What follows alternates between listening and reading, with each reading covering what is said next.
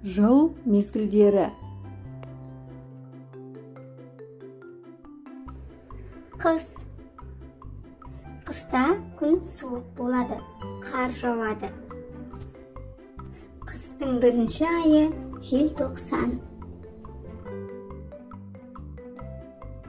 Қаңтар. Қыстың екінші айы. Ақпан. Ақпан қыстың үшінші айы.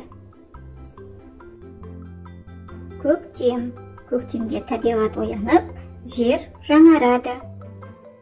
Наурыз. Наурыз жылдың басы.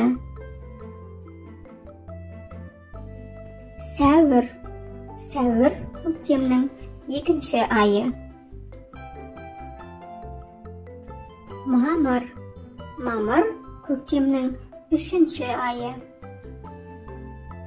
Жаз. Жазда күн ыстық болады. Маусым. Маусым жаздың бірінші айы.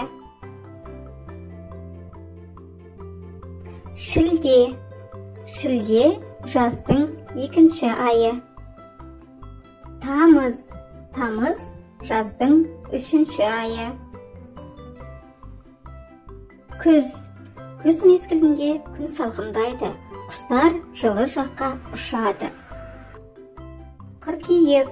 Қыркүйек күздің бірінші айы.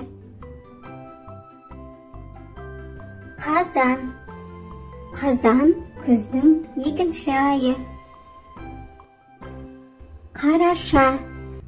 Қараша күздің соңғы айы.